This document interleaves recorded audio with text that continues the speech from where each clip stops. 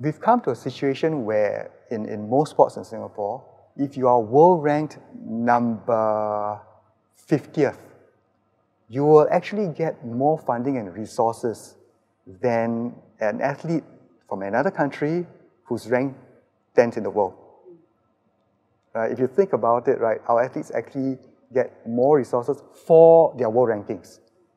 So is that right? But they're working within their system. We're working within ours, so... And their systems are richer than ours. That's quite ironic, right? They're the first world country athletes achieving a higher world ranking, and they're from a rich, I mean, Singapore's rich as well, but they are also very rich, and they're getting less. You mentioned that athletes in some of these countries can afford to train full-time. How is it that they're getting less funding than our athletes who are ranked lower than them? So I meet international sailors, and we mingle and we talk, and you'll see that during dinner time, the American sailor, he'll take a huge duffel bag out and plonk it on a dinner table full of T-shirts. And he's selling it to everybody else because he's trying to raise funds for his European campaign. Right? One of them told me that he wrote 2,000 letters and distributed to his club members of his sailing club to raise funds to come to Europe to race there. Right? So they're willing to do all that. They're willing to put more on the table, sacrifice more to get there. They don't have the crutch mentality. They say that yes, it takes a lot to get there, but who says taxpayers have to fund it? What about the private sector? Right? What about family? What about friends? What about fellow club members? Right? That's what society is for. Right? It doesn't have to be taxpayers' money. You say they're more willing to do this. So why do you think Singaporean athletes are not as willing to do this? Great question. Now we come to the drive. If I give you a lot of resources, what will that tend to do to your drive? It'll diminish it. It tends to diminish it. So it's quite contradictory, right? So you think funding should actually be taken away to some extent? No.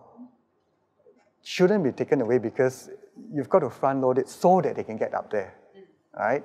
And what I'm saying is that additional funding doesn't have to come from the state. In the West, it's very normal for the family to invest in the child, right? So you have a co-funding system, state plus the family's resources to bring up and develop the athlete. It's very normal. That's a norm in the US. They don't expect much state funding, so it's a family resources. And with Joseph Schooling's example, the family had that mentality, right? They realized that they're not going to wait forever for the state to fund Joseph, so they fork it out themselves. You talked about how the hunger is very important, and you criticized the crutch mentality. Do we really have that in Singapore, you think, amongst the athletes? Wow, okay. When you're in my position, it's plainly obvious. In the SEA Games in Myanmar, Singapore being an established sailing nation, we did our part in helping our neighbors. Right? Myanmar had no windsurfing at all. Right? They had sailors for many, many years, but they had no windsurfing. So we helped them set up their windsurfing program.